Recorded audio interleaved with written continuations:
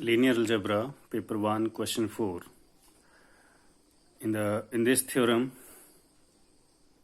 this is actually a theorem, the result of which has been applied by you a large number of times in your course.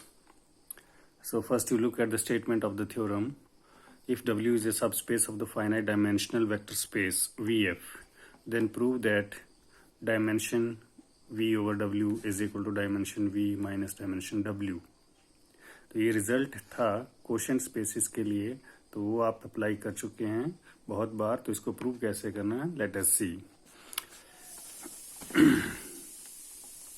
Because here W is a subspace of finite dimensional vector space VF, so W is also a finite dimensional vector space.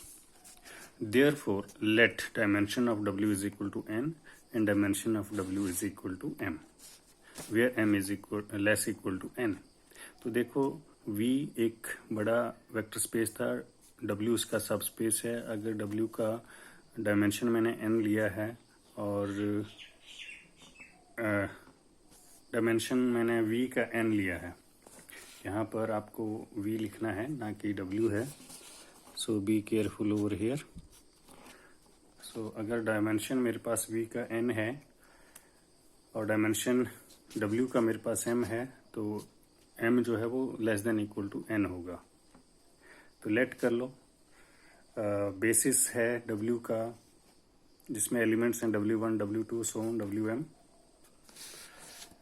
तो bye extension theorem आपको पता है कि basis अगर मेरे पास सब space का है तो उसको मैं एक्सटेंड कर सकता हूँ basis of complete vector space.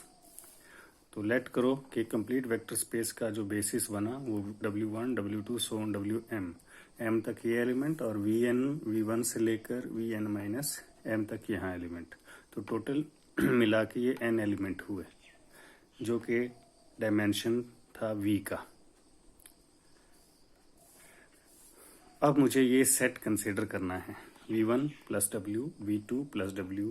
इसकी वजह ये है बच्चों, क्योंकि क्वोशिएंट स्पेसिस की बात हो रही है इसमें, तो क्वोशिएंट स्पेस के एलिमेंट आपको पता है इस फॉर्म में लिखे जाते हैं अगर W सब स्पेस है V का.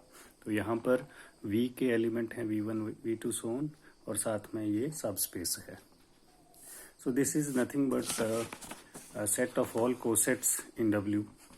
Clearly this set is a subset of V over W and number of elements in S is equal to n minus m.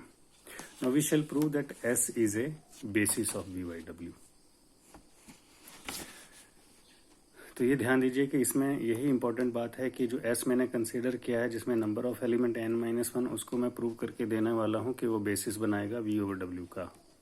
और बेसिस बनाने के लिए मैं ये शो करूँगा कि S एक लीनियरली इंडिपेंडेंट सेट है. तो आप जानते हैं कि W एक एडिटिव आइडेंटिटी रहता है V by W में, that is have zero vector in W. So consider A1, इनकी लीनियर कॉम्बिनेशन बनाने वाला हूं मैं S के एलिमेंट की, A1 into V1 plus W plus so on AN minus M, VN minus M plus W equal to 0. ये linear combination को equal to 0 let किया मैंने, जो कि W के बराबर है. एडिटिव आइडेंटिटी होती है इसमें क्वोशिएंट स्पेस में. तो बाद में ये प्रूव कर दूंगा कि A1, A2, सो ऑन सारे 0 हैं. तो आपको पता है इसको रीअरेंज करके लिखा है मैंने इन दोनों स्टेप्स में. आफ्टर रीअरेंजिंग ये मेरे पास एक इक्वेशन आया. ये सारी जो प्रॉपर्टी मैंने आपको बताई थी इसमें स्केलर मल्टीप्लिकेशन और वेक्टर एडिशन में, जब आपसे मैंने डिस्कस किया था क्वोशिएंट स्पेस, तो प्लीज़ आप उसको ज़रूर देखिए कि वेक्टर एडिशन और स्केलर मल्टीप्लिकेशन क्वोशिएंट स्पेसिस में कैसे होती है. तो ये रिजल्ट मेरे पास ये बनेगा. जब इस तरह से रिजल्ट बनता है, इट मीन्स कि A1, V1 plus A2, V2, so on AN minus M, VN minus 1 belongs to W. तो इस तरह से मेरे पास यहाँ भी थोड़ी सी चेंज करें, ये VN माइनस M आएगा, ना कि M है 1 है, यहाँ आएगा M और यहाँ भी आएगा M. This belongs to W. Therefore, it can be written as a linear combination of all elements of W. अब लीनियर कॉम्बिनेशन में तो मैंने लिख दिया. इसके बाद इस चीज को जो ऊपर आपको दिखाई गई है, you can rewrite it a1 v1 plus a2 v2 plus so on an minus 1 vn minus m is equal to beta 1 w1 plus so on beta m wm for all scalars beta j's j lies between 1 and m.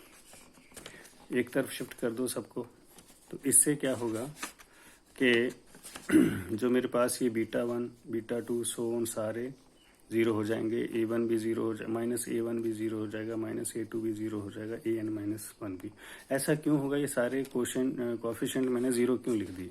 क्योंकि beta 1 जो b1 है वो मैंने basis लिया है complete vector space का, और basis के एलिमेंट जब लीनियर कॉम्बिनेशन में लिखे जाते हैं, इक्वेट किए जाते हैं जीरो से, तो वहाँ पे जो कोएफिशिएंट हैं स्केलर्स जो हैं वो सारे जीरो होते हैं, इसलिए सारे एलिमेंट्स जीरो हो गए। अभी ये सारे एलिमेंट जीरो, इट मीन्स तो a1 a2 so on an minus 1 भी जीरो होगा। बट ये जो a1 a2 so on an minus m है, ये लिखे कहाँ गए हैं? ये सेट S के वेक्टर्स के लिए लीनियर कॉम्बिनेशन के लिए इन स्केलर्स का इस्तेमाल किया गया था। तो वहाँ पर जब मैं इसको यूज़ करूँगा कि a1 a2 so on an minus m zero हैं, तो फिर आप ये कह पाएंगे कि S एक लीनियरली इंडिपेंडेंट सेट हुआ। अब S जो मैंने कंसिडर किया था क्वोशंट स्पेस के एलिमेंट से, वो लीनियरली इंडिपेंडेंट हो गया है।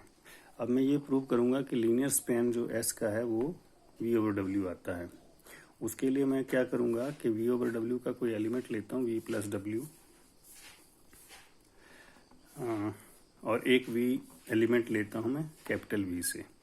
अब क्योंकि v1 तो बेसिस है v का, so every element in V can be written as a linear combination of elements of like Wk and Vk, and this in compact form can be written like this one: summation k equal to 1 to m ak wk plus summation t equal to 1 to n minus m bt vt for some ak bt in f।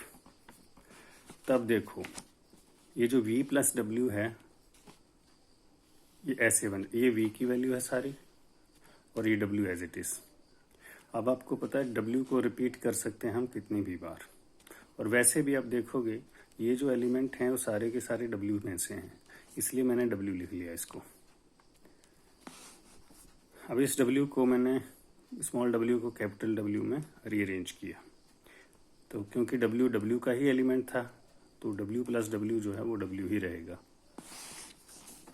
अब यहाँ पे मेरे पास बना क्या सारा, इसको जब मैं ओपन करूँगा t equal to 1 to n minus m से, एक बार 1 रखो, फिर 2 रखो, so on n minus m रखो, v n माइनस m तक जाओ, बाद में w आया, ये सारे के सारे एलिमेंट मेरे पास लीनियर कॉम्बिनेशन में ऐसे दिखना शुरू हो गए।